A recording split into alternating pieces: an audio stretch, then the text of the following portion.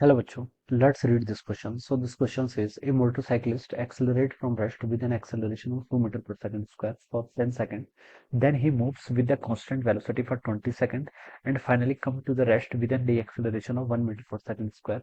Average speed for the complete journey. ठीक है, average speed बतानी है आपको यहाँ पर कंप्लीट जर्नी के लिए. ठीक है, तो देखिए बच्चों, इस क्वेश्चन का की कॉन्सेप्ट आप क्या लिख सकते हैं. The key concept of this question is average speed लिख लीजिए. ठीक है, आपको यहाँ पर एवरेज स्पीड बतानी है या फिर वीटी कर्व भी लिख सकते हैं. ठीक है, हमें यहाँ पर वीटी कर्व प्लॉट करना पड़ेगा. ठीक है, वीटी कर्व या फिर डिस्टेंस टाइम कर्व. ठीक है, सॉरी, स्पीड टाइम कर्व. ठीक है, चलिए हम इसको ऐसे ड्रॉ करते हैं. ठीक है, वीटी कर्व ड्रॉ कर लेते हैं. वीटी कर्व से इसको समझना थोड़ा इजी हो जाएगा. ठीक है, ये आपकी वेलोसिटी मान लीजिए, दिस इज द टाइम. ठीक है, ये आपकी क्या टाइम है.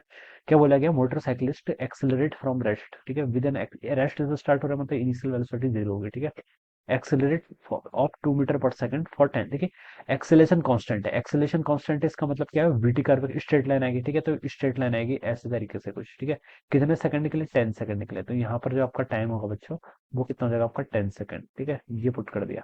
एक्सेलरेशन कितना है, इसका मतलब स्लोप आपको 2 मीटर पर सेकंड स्क्वायर दे रखा है. ठीक है, तो बच्चों देखिए v is equal to u plus 80, ये क्वेश्चन तो वैलिड है क्योंकि एक्सेलेशन कांस्टेंट है. ठीक है, इनिशियल वेलोसिटी कितनी थी, जीरो. ठीक है, acceleration 2 metre per second square है, कितने सेकंड के लिए, 10 के लिए, तो 20 मीटर पर सेकंड. यानी कि यहाँ पर जो स्पीड होगी वो कितनी हो जाएगी आपकी, 20 मीटर पर सेकंड के इक्वल. ठीक है, ये आपने लिख लिया. फिर क्या बोल रखा है, then he moves with constant velocity for 20 second. ठीक है, तो इसी 20 मीटर पर सेकंड से आपका मूव करेगा कितने के लिए, 20 सेकंड के लिए. यानी कि यहाँ पर जो आपका टाइम होगा बच्चों, वो कितना हो जाएगा, 30 सेकंड हो जाएगा. ठीक है, ये आ गया.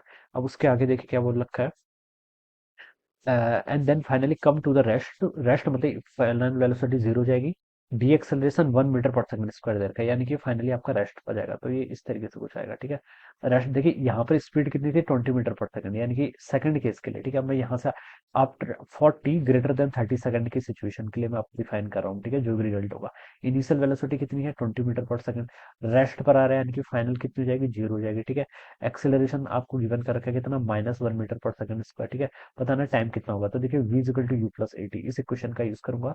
v जीरो है, u आपका 20 है. ठीक है, एक्सेलेशन -1 इंटू टाइम, मतलब 20 सेकंड लगेंगे इसको वेलोसिटी को जीरो होने में. ठीक है, तो ये आपका यहाँ कहीं इस तरीके से, फिर ये फाइनली इधर कहीं आ जाएगा. ठीक है, 20 सेकंड लगे, मतलब 30 + 20 आपका 50 सेकंड. ये ऐसे इसका करो होगा. ठीक है, ये इसका वीटी करो मैंने प्लॉट कर दिया. मुझसे पूछ रखा है बच्चों, उसकी एवरेज स्पीड बतानी, क्या बतानी, एवरेज स्पीड. ठीक है बच्चों, एवरेज स्पीड किसके इक्वल होता है, एवरेज स्पीड को आप ऐसे लिखते हैं. ठीक है, ये मॉड ऑफ एवरेज वेलोसिटी या फिर एवरेज स्पीड, मतलब एवरेज स्पीड का रिप्रेजेंटेशन ये होता है. ठीक है, एवरेज स्पीड देखिए बच्चों किसके इक्वल होता है, आपका डिस्टेंस डिवाइडेड बाय टाइम के इक्वल. ठीक है, किसके इक्वल होता है, आपका total distance divided by time. बच्चों टोटल डिस्टेंस कितनी होगी, देखिए ये जो वीटी कर्व है, ये तो पूरा ये वीटी मतलब वेलोसिटी टाइम कर्व है, ये पूरा पॉजिटिव है. ठीक है, तो जो वीटी कर्व होगा वही स्पीड टाइम कर्व भी हो जाएगा. ठीक है, और स्पीड टाइम कर्व का जो एरिया होता है वो क्या देता है, आपको डिस्टेंस देता है. क्या देता है, डिस्टेंस देता है. स्पीड देखिए किसके इक्वल होता है, स्पीड हम डिफाइन करते हैं, ये लिखा हुआ है ना, डिस्टेंस बाय टाइम. ठीक है, तो इसका जो एरिया होता है किसका, डिस्टेंस, सॉरी, जो आपका यहाँ पर एरिया होगा, किसका एरिया होगा बच्चों, स्पीड टाइम कर्व का, वो आपको क्या दे देगा, डिस्टेंस दे देगा. मैं यहाँ पर लिख भी लेता हूँ, देखिए area of speed time curve. ठीक है, area of speed time curve. ठीक है, गिव्स डिस्टेंस. ठीक है, गिव्स डिस्टेंस. ठीक है, ये आपका डिस्टेंस देता है.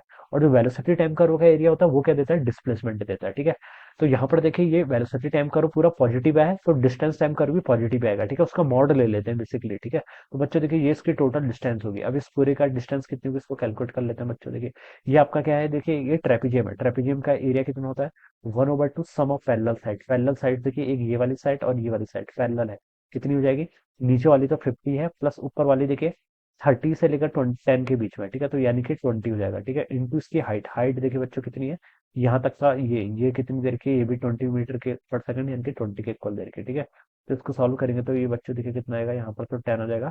50 + 20 700 के इक्वल आएगा. ठीक है, तो ये तो आपकी 700 मीटर आ गया. ये आपकी क्या है बच्चों, डिस्टेंस आ गया. ठीक है, divided by total time. Time कितना लगा आपका, 50 सेकंड के इक्वल रखा, तो डिवाइड बाय 50 सेकंड हो जाएगा. ठीक है, तो इसको सॉल्व करेंगे तो 14 मीटर पर सेकंड के इक्वल आ जाएगा. तो this is the two average speed. ठीक है, टोटल डिस्टेंस बाय टाइम. तो ये आपका टू ऑप्शन से क्या कर जाएगा, मैच कर जाएगा. तो आप क्या लिख सकते हैं, option 2 will be the correct answer of this question. So I hope you are understood this concept. All the best and thank you so much.